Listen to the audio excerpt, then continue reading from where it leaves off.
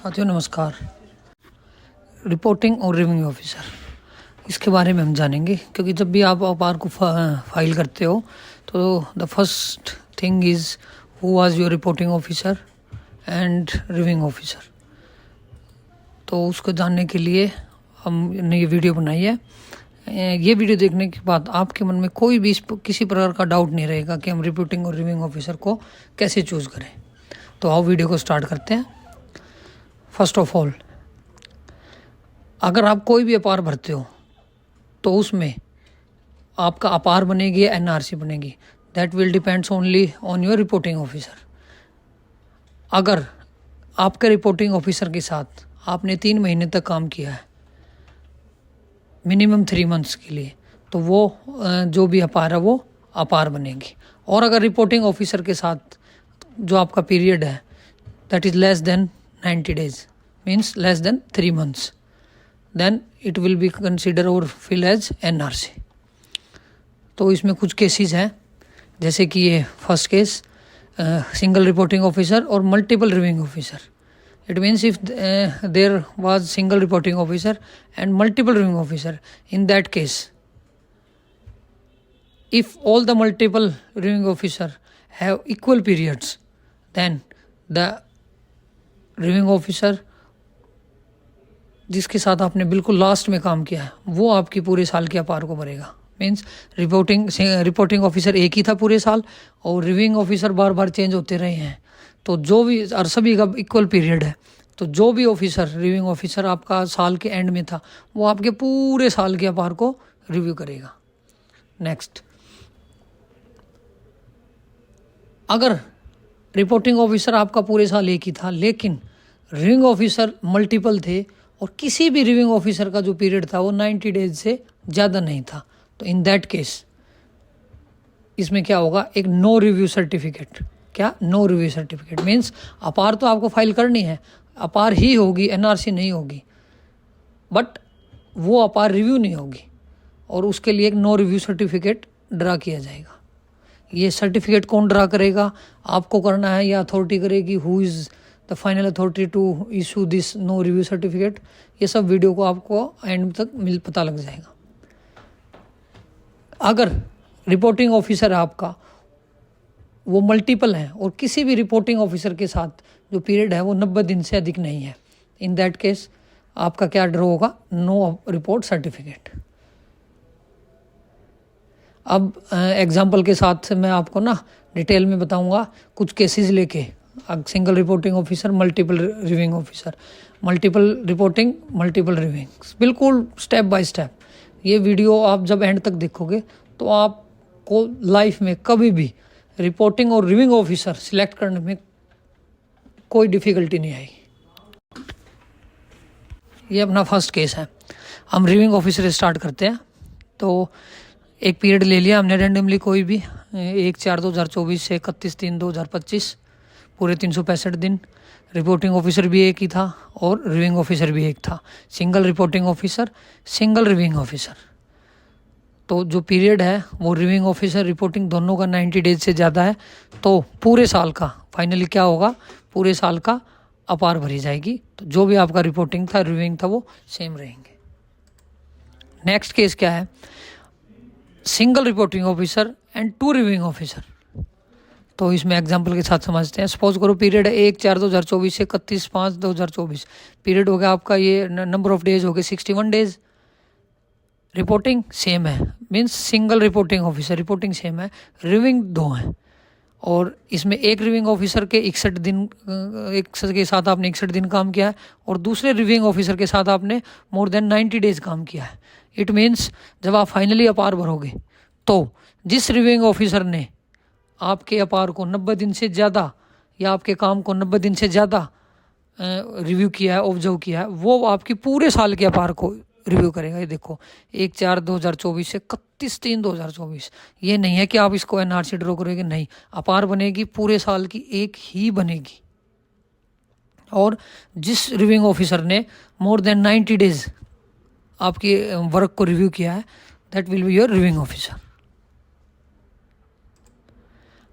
अब इस केस में देखो, single reporting officer and multiple reviewing officer. Reporting officer throughout the year was one, and but the reviewing officer were different, that were multiple. अब इस case में अलग अलग पीरियड के साथ समझते हैं. फर्स्ट पीरियड ये है, इसमें 61 डेज आपने इस रिव्यूइंग ऑफिसर के साथ काम किया जो कि लेस देन 90 डेज है. नेक्स्ट जो आपका पीरियड था वो भी 61 डेज है, means less than 90 days. Reviewing officer आपका चेंज होगा, रिपोर्टिंग सेम रहा है.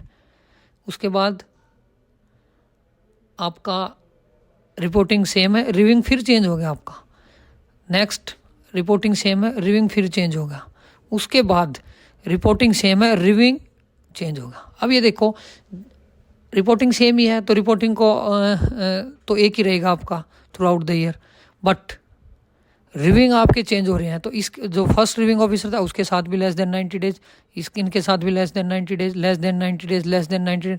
बट ये वाले जो ऑफिसर हैं रिव्यूइंग ऑफिसर, उनके साथ आपने मोर देन 90 डेज काम किया है, तो ये वाले ऑफिसर आपकी पूरे साल के अपार को रिव्यू करेंगे. इट मीन्स आपको अपार फाइल करनी है, एनआरसी नहीं.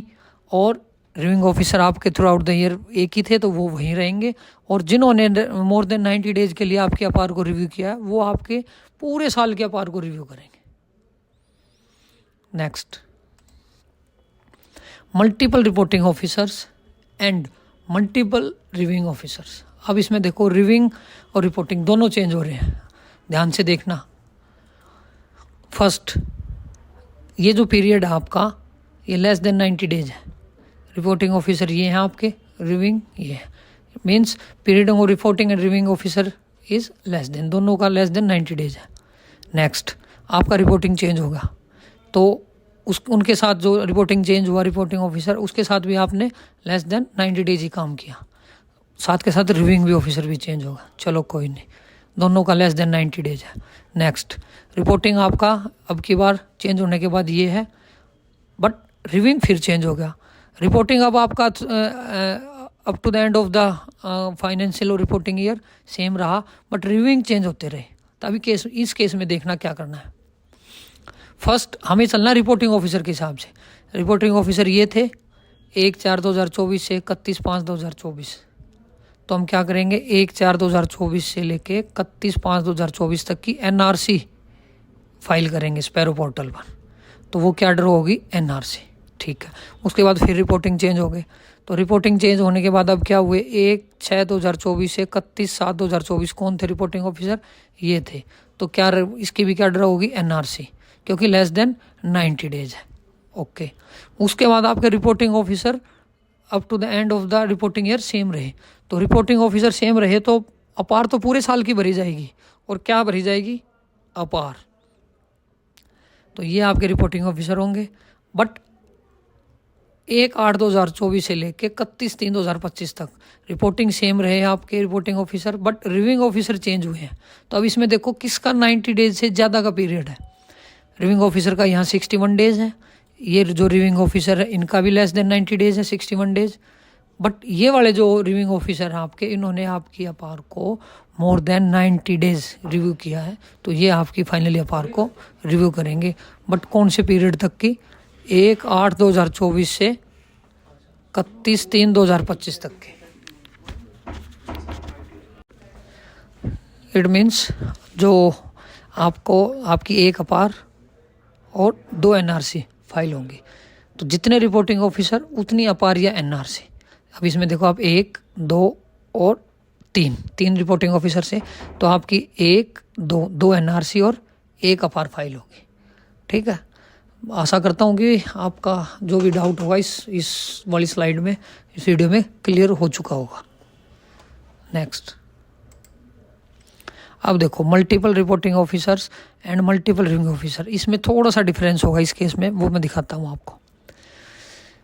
रिपोर्टिंग ऑफिसर 61 डेज के फर्स्ट 61 डेज के लिए रिपोर्टिंग ईयर के ये थे आपके. आफ्टर दैट चेंज हुए आपके रिपोर्टिंग ऑफिसर ये आए for next 61 days. After that reporting officer was this end which remains up to the end of the reporting year. Means reporting officer same रहे आपके. ओके. अब रिव्यूइंग ऑफिसर देखते हैं. ये वाले जो रिव्यूइंग ऑफिसर थे less than 90 days. Reviewing officer less than 90 days, reviewing officer ये लेस देन 90 डेज, ये वाले reviewing officer less than 90 days, ये वाले reviewing officer less than 90 days. Means reviewing officer change होते रहे हैं और सभी का जो पीरियड है आपके साथ आपके काम को रिव्यू करने का वो लेस देन 90 डेज है। इट मीन्स अब इसको कौन रिव्यू करेगा आपके अपार को, चलो देखते हैं। रिपोर्टिंग ऑफिसर पहले ये थे, कब से कब तक, 1/4/2024 से 31/5/2024। तो 1/4/2024 से 31/5/2024 NRC। क्यों? क्योंकि पीरियड लेस देन 90 डेज है। तो ये क्या ड्रा होगी आपकी NRC। फिर रिपोर्टिंग ऑफिसर चेंज होने के बाद ये बने आपके, तो ये वाला पीरियड कितने दिन का है, लेस देन 90 डेज। तो 1/6/2024 से 31/7/2024 again this period will be treated और कंसिडर्ड एज NRC। ओके, इसके बाद 1/8/2024 से लेके 31/3/2025 तक आपके जो रिपोर्टिंग ऑफिसर है सेम रहे। तो इस पीरियड को यहाँ नोट करो। अब देखते हैं रिव्यूइंग ऑफिसर, रिव्यू कौन करेगा, रिपोर्ट तो ये करेंगे, ओके फाइनल है, बट रिव्यू कौन करेगा। तो रिव्यूइंग ऑफिसर में देखते हैं जो ये वाले रिव्यूइंग ऑफिसर हैं उनका पीरियड लेस देन 90 डेज है, इनका लेस देन 90 डेज है और इनका भी लेस देन 90 डेज है। मीन्स सभी का लेस देन 90 डेज है। तो इस केस में क्या होगा, पार कौन रिव्यू करेगा, कोई नहीं करेगा। तो क्या होगा, नो रिव्यू सर्टिफिकेट रहा होगा। तो इस केस में जब आप ऑफलाइन अपार भरते थे तो इसे ब्लैंक छोड़ देते थे, लेकिन स्पैरो में आपको एक टेम्पलेट सिलेक्ट करना होगा, 1 2 3 4 5 टेम्पलेट। उसके लिए हम एक अलग से वीडियो बनाएंगे, आपको उसको पता लग जाएगा कैसे क्या करना है। और ये नो रिव्यू सर्टिफिकेट कौन ड्रॉ करेगी, जो भी आपका अपार का प्राइमरी कस्टोडियन है वो करेगा। आपको सिर्फ ये टेम्पलेट 1 2 3 4 5 नो रिव्यू सर्टिफिकेट के लिए ये टेम्पलेट सिलेक्ट करना है स्पैरो पोर्टल पे। उसके बाद का जो काम है वो आपकी प्राइमरी कस्टोडियन का है। ओके, आई थिंक आपका कोई अगर कुछ डाउट होगा रिव्यूइंग ऑफिसर को लेके वो अब तक क्लियर हो चुका होगा। नेक्स्ट देखते हैं। अब हम आते हैं रिपोर्टिंग ऑफिसर पे। First case, 2 reporting officers and 1 reviewing officer. आपके रिपोर्टिंग ऑफिसर 1/4/2024 से 31/10/2024 कोई भी एक रैंडम पीरियड लिया हमने। आपके रिपोर्टिंग ऑफिसर ये थे, पीरियड कितना है, मोर देन 90 डेज है, ठीक है। उसके बाद आपके रिपोर्टिंग ऑफिसर कौन थे, चेंज हुए, 1/11/2024 से 31/3/2025 तक ये रहे। इनका भी रिपोर्टिंग ऑफिसर का पीरियड क्या है, इज मोर देन 90 डेज। अब देखते हैं पार क्या होगी। Reviewing officer in both cases are same. तो ये वाला जो पीरियड है इसके लिए रिपोर्ट कौन करेगा आपके अपार को, ये वाले रिपोर्टिंग ऑफिसर, ओके। और रिव्यू कौन करेगा, ये वाले। तो क्या भरी जाएगी इस पीरियड के लिए, आपकी अपार भरी जाएगी। नेक्स्ट, 1/11/2024 से लेके 31/3/2025 तक आपके रिपोर्टिंग ऑफिसर अगर चेंज हुए हैं तो, और period is more than 90 days, then report कौन करेगा, ये वाले रिपोर्टिंग ऑफिसर। और रिव्यू कौन करेगा, ये वाले। क्योंकि सेम रहे हैं तो इनको आपकी अपार अलग अलग करके रिव्यू करनी पड़ेगी। इस पीरियड की ये ऑफिसर रिपोर्टिंग ऑफिसर रिपोर्ट करेंगे, रिव्यूइंग वही है। इस केस में भी रिपोर्ट ये करेंगे और रिव्यूइंग ये है। तो 2 अपार भरी जाएंगे आपकी। नेक्स्ट, अब ये वाली स्लाइड देखो, इसमें आपके ना बहुत सारे डाउट क्लियर हो जाएंगे। Multiple reporting officer and multiple reviewing officer. चलो स्टेप बाय स्टेप देखते हैं। फर्स्ट पीरियड था आपका 1/4/2024 से लेके 31/5/2025 तक का पीरियड, क्या लेस देन 90 डेज। चलो रिपोर्टिंग इसके बाद चेंज हुए हैं, हाँ चेंज हुए हैं। तो इस पीरियड का कुछ ना कुछ तो भरा जाएगा, या अपार या NRC। तो इस पीरियड को यहाँ लिख लिया हमने, लेस देन 90 डेज है रिपोर्टिंग का पीरियड, तो क्या ऑब्वियसली NRC ड्रॉ होगी। तो आप NRC अप्लाई करोगे स्पैरो पोर्टल पर। जो नेक्स्ट पीरियड था 1/6/2024 से लेके 31/7/2024 तक, period is again less than 90 days. Reporting officer change हुए हैं, रिव्यूइंग सेम है, ओके। तो क्या अगर रिव्यूइंग सेम है, रिपोर्टिंग चेंज हो गई और पीरियड भी लेस देन 90 डेज है, तो ये अपार भरी जाएगी NRC, ऑब्वियसली NRC भरी जाएगी। क्योंकि हमको सिर्फ पीरियड देखना है रिपोर्टिंग ऑफिसर का पहले कितना है। अगर रिपोर्टिंग ऑफिसर का period is more than 90 days, it means वो अपार भरी जाएगी। रिव्यूइंग को तो बाद में देखेंगे। अगर रिव्यूइंग ऑफिसर का पीरियड मोर देन 90 डेज है तो रिव्यूइंग ऑफिसर रिव्यू करेंगे, वरना नो रिव्यू सर्टिफिकेट ड्रा हो जाएगा, बट अपार जरूर भरी जाएगी।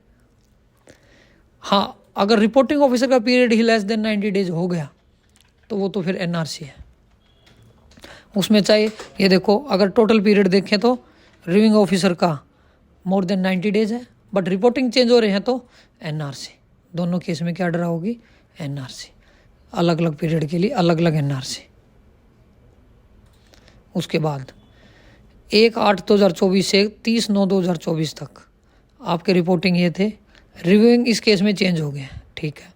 उसके बाद अगले पीरियड के लिए भी आपके रिपोर्टिंग सेम थे, 1/10/2024 से लेके 30/11/2024, बट रिव्यूइंग ऑफिसर आपके चेंज हुए हैं। तो हमें क्या देखना है? Reporting officer. तो ये वाले जो रिपोर्टिंग ऑफिसर थे, इन्होंने कब तक हमारे काम हमने रिपोर्ट करेंगे, तो वो देखना है 1/8/2024 से लेके 31/11/2024। ये देखो, 1/8/2024 से 31/11/2024 हमने रिपोर्टिंग ऑफिसर का पीरियड लिख लिया, ठीक है। अब देखेंगे ये पीरियड रिव्यू होगा या नहीं। अब आओ रिव्यूइंग ऑफिसर पे। ये वाले जो रिव्यूइंग ऑफिसर थे उनका पीरियड क्या है? Less than 90 days. ये नहीं कर सकते रिव्यू अपार को। इन वाले रिव्यूइंग ऑफिसर का पीरियड कितना है? Less than 90 days. ये भी नहीं कर सकते। इट मीन्स अपार तो भरी जाएगी, but with no review certificate. वहीं जैसा कि पिछली स्लाइड में बताया था आपको स्पैरो पोर्टल पर रिपोर्टिंग ऑफिसर तो आपको सिलेक्ट करने हैं ये वाले ही पूरे पीरियड के लिए, 1/8/2024 से लेके 30/11/2024 तक के लिए। बट रिव्यूइंग ऑफिसर की जगह आपको 1 2 3 4 5 ये वाला टेम्पलेट सिलेक्ट करना है, ओके। उसके बाद नेक्स्ट पीरियड को देखते हैं। अब 30/11 के बाद आपके रिपोर्टिंग ऑफिसर चेंज हुए हैं, तो 1/12/2024 से लेके 31/3/2025 तक पीरियड कितना है? मोर देन 90 डेज। 121 दिन बन रहे हैं। अब इन 121 दिनों की आपकी अपार भरी जाएगी, जिसमें आपका रिपोर्टिंग भी होगा और रिव्यूइंग भी होगा, क्योंकि दोनों का 90 डेज से ज़्यादा पीरियड है। नेक्स्ट हम केस लेते हैं जिसमें मल्टीपल रिपोर्टिंग ऑफिसर और मल्टीपल रिव्यूइंग ऑफिसर्स हैं। इसमें देखना आपके काफ़ी सारे डाउट्स और क्लियर होंगे। फर्स्ट, ये पीरियड आपका 61 डेज़ का, जिसमें आपके रिपोर्टिंग ऑफिसर ये हैं, फिर आपके रिपोर्टिंग ऑफिसर चेंज हो जाते हैं। नेक्स्ट जो रिपोर्टिंग ऑफिसर है वो भी आपके 61 डेज तक ही रहते हैं, means period is less than 90 days. तो ऑब्वियसली देखो नीचे दोनों पीरियड्स की क्या ड्रा होगी? एनआरसी। इसके बाद जो नेक्स्ट रिपोर्टिंग ऑफिसर आपके आते हैं 1/8/2024 से लेके 30/9/2024 तक, वो भी आपके लेस देन 90 डेज तक ही स्टे करते हैं। तो ये पीरियड भी आपका क्या बनेगा? एनआरसी। मैंने क्या बताया आपको? हमें सिर्फ रिपोर्टिंग ऑफिसर के पीरियड पे फोकस करना है, ना कि रिव्यूइंग ऑफिसर पे। पहले रिपोर्टिंग ऑफिसर को देख के चलना है। नेक्स्ट देखते हैं।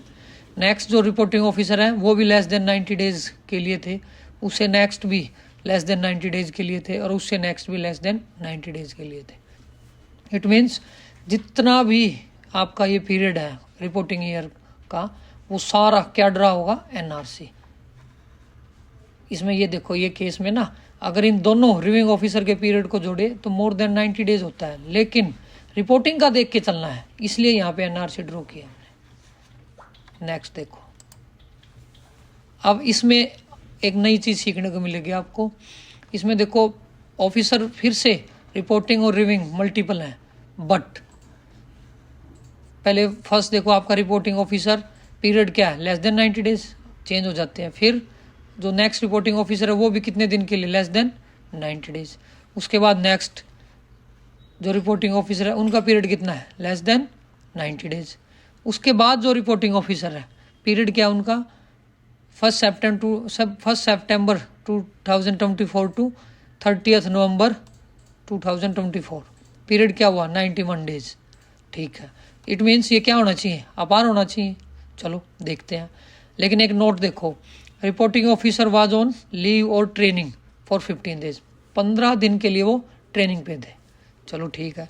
इसके बाद 30/11 के बाद ये चेंज हो जाते हैं, नए रिपोर्टिंग ऑफिसर आते हैं 1/12/2024 से लेके 28/2/2025 तक। उनका पीरियड कितना है? 90 डेज, ठीक है। बट रिपोर्टिंग ऑफिसर हैं वो लीव या फिर ट्रेनिंग पे हैं, कितने दिन के लिए? 16 दिन के लिए, ठीक है।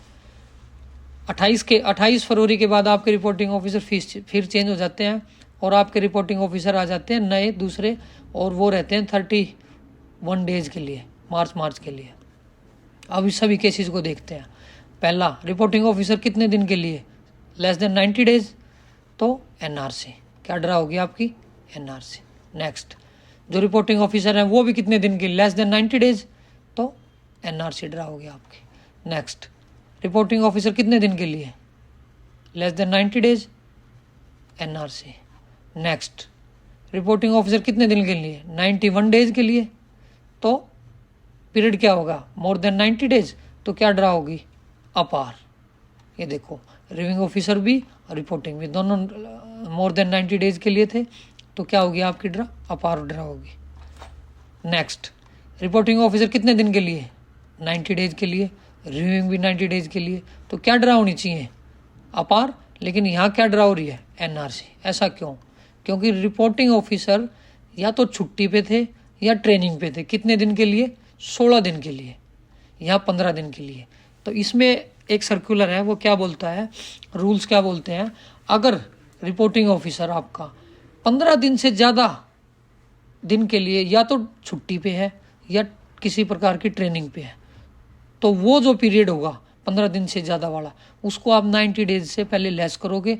फिर जो पीरियड बचेगा वो देखो आपका कितना बचता है, तब जाके आपको कैलकुलेट करना है कि वो एनआरसी ड्रा होगी या फिर अपार ड्रा होगी। तो जब हम 90 डेज से 16 को माइनस करेंगे तो पीरियड कितना हो जाएगा ओवरऑल, लेस देन 90 डेज। तो हमें क्या ड्रा करनी पड़ेगी, एनआरसी ड्रा करनी पड़ेगी स्पैरो पोर्टल पर। तो यही एक इसमें पॉइंट था मेन। आपको ना अपने रिपोर्टिंग ऑफिसर की छुट्टियों का भी ध्यान रखना पड़ेगा, और ये आपको डीडीओ से आप वेरीफाई कर सकते हो कि हमारे जो रिपोर्टिंग ऑफिसर हैं वो कब से कब तक छुट्टियों पे थे या ट्रेनिंग पे थे। ठीक है, नेक्स्ट। हाँ, एक काफ़ी ये डाउट होता है काफ़ी के मन में, कोई भी एम्प्लॉय या फिर ऑफिसर किसी पोस्ट पे है और उसी पोस्ट पे रहते रहते उसका प्रमोशन हो जाता है, और प्रमोशन होने के बाद उसके रिपोर्टिंग और रिव्यूइंग ऑफिसर वहीं होते हैं, तो उस केस में क्या करेंगे। तो उस केस में वही है, हमें सिर्फ रिपोर्टिंग और रिव्यूइंग ऑफिसर को, अथॉरिटीज़ को देखना है। अगर वो वहीं है तो वो ही रहेंगे आपके। हाँ, अपार कौन सी भरनी है आपने, बिफोर प्रमोशन वाली वो वाला फॉर्म सिलेक्ट करना है, या फिर आफ्टर प्रमोशन जो आपका रैंक है वो वाली सिलेक्ट करनी है। तो ऐसा कोई स्पेशल सर्कुलर मेरे को इस पर मिला नहीं। बाकी कोशिश करो आप प्रमोशन से पहले, सपोज करो आप इंस्पेक्टर के रैंक पे हो, तो प्रमोशन से पहले तक का जो भी पीरियड है वो इंस्पेक्टर के लिए अपार भरो आप, और बाद में आपका प्रमोशन एज ए आईटी हो जाता है तो वो पीरियड थोड़ा सा होगा जिसमें आप एज ए ओएसडी काम करोगे, तो उसके लिए आप एनआरसी ड्रा कर सकते हो। बट रिपोर्टिंग और रिव्यूइंग ऑफिसर आपके वहीं रहेंगे जो जिस पोस्ट पे आप पहले थे। आई होप आपके सभी डाउट्स क्लियर हो गए होंगे। और एक बार फिर से मैं आपको कहना चाहूँगा कि अपार भरते समय रिपोर्टिंग ऑफिसर पे ही फोकस करना है, उनसी के पीरियड को देखना है। आगे भी हमारी वीडियो और आती रहेंगी। अगर आपका कोई डाउट है तो आप कमेंट बॉक्स में मैसेज डाल के पूछ सकते हैं। Thank you.